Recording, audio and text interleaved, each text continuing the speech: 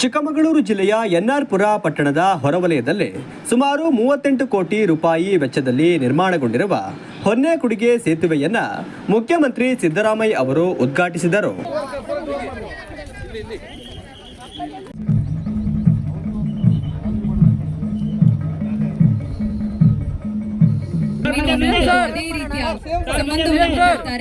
ಅವೆಲ್ಲವೂ ಕೂಡ 1958ರ ಭದ್ರಾ ಅಣೆಕಟ್ಟು ಯೋಜನೆಯಡಿ ಮುಳುಗಿ ಹೋದಾಗ ಒಂದು ರೀತಿಯ ತ್ಯಾಗ ಜೀವನವನ್ನ ನಡೆಸಿ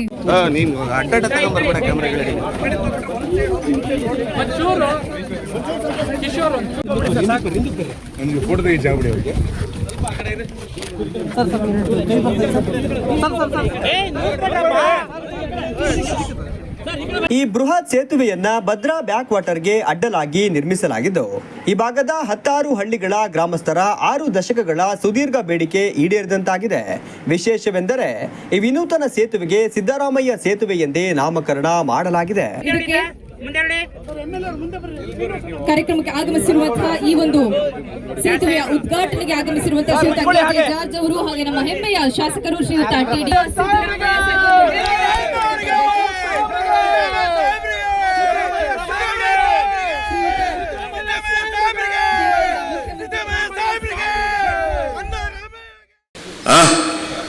ವೈಟ್ ಪೇಪರ್ ಅಲ್ವೇನ್ರಿ? ವೈಟ್ ಪೇಪರ್ ಬಜೆಟ್ ಮೇಲೆ ಕೂತ್ಕೊಂಡು ಚರ್ಚೆ ಮಾಡಲ್ಲ,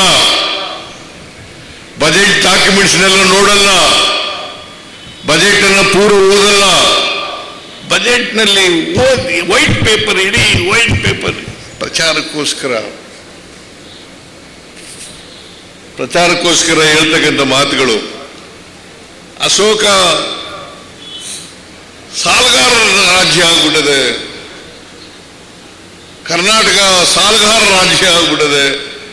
ನಾನು ಫಿಸ್ಕಲ್ ರೆಸ್ಪಾನ್ಸಿಬಿಲಿಟಿ ಆಕ್ಟ್ ಓದ್ಕೊಳಪ್ಪ ಇನ್ನೊಂದು ಸಾರಿ ಅಂತ ಹೇಳ್ತೀನಿ. ನಾನು ಫಿಸ್ಕಲ್ ರೆಸ್ಪಾನ್ಸಿಬಿಲಿಟಿ ಆಕ್ಟ್, ಆಮೇಲೆ ಕರ್ನಾಟಕಕ್ಕೆ ಏನೇನು ಅನ್ಯಾಯ ಮಾಡಿದ್ದಾರೆ ಅಂತ ನಿಮಗೆ ಗೊತ್ತಾ? ಕರ್ನಾಟಕಕ್ಕೆ ಬಿಜೆಪಿ ಕೇಂದ್ರ ಸರ್ಕಾರ ಅನ್ಯಾಯ ಮಾಡಿರೋದು ಏನು ಅಂತ ಗೊತ್ತಾ? 15th ಫೈನಾನ್ಸ್ ಕಮಿಷನ್ 15ನೇ ಹಣಕಾಸು ಆಯೋಗ ಶಿಫಾರಸು ಮಾಡಿತ್ತು 5,495 ಕೋಟಿ ಕೊಡಿ ಅಂತ.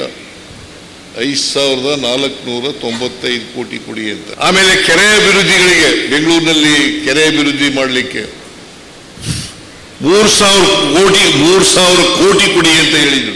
ಫಿರಿಫೆರಲ್ ರಿಂಗ್ ರೋಡ್ ಬೆಂಗಳೂರಿನ ಸುತ್ತ ರಸ್ತೆ ಅದು ಮಾಡೋಕ್ಕೆ 3,000 ಕೋಟಿ ಕೊಡಿ ಅಂತ ಹೇಳಿದ್ರು. ಒಟ್ಟು 11,495 ಕೋಟಿ ಕೇಂದ್ರ ಸರ್ಕಾರ ಕೊಡಬೇಕಾಗಿತ್ತು. ಅವರೇ ಒಪ್ಕೊಂಡಿರೋ ಪ್ರಕಾರ, ಶಿಫಾರಸಿನ ಪ್ರಕಾರ ಕೊಡಬೇಕಾಗಿತ್ತು. ಆದರೆ ₹1 ಕೊಡ್ಲಿಲ್ಲ.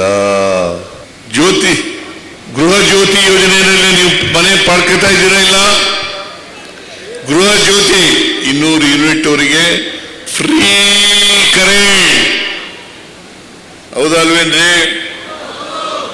ಸರಿಯಾಗಿ ಹೇಳ್ರಿ, ನಮ್ಗೆ ಗೊತ್ತಾಗಬೇಕಲ್ಲ, ನೀವು ಪಡ್ಕೊತಾ ಇದ್ದೀರಿ ಇಲ್ವೋ ಅಂತ ಗೊತ್ತಾಗಬೇಕಲ್ಲ. ಗೃಹ ಲಕ್ಷ್ಮಿ ₹2,000 ತಿಂಗಳಿಗೆ ಮನೆ ಯಜಮಾನಿಗೆ, 1,26,00,000 ಮಹಿಳೆಯರಿಗೆ ತಿಂಗಳಿಗೆ ₹2,000.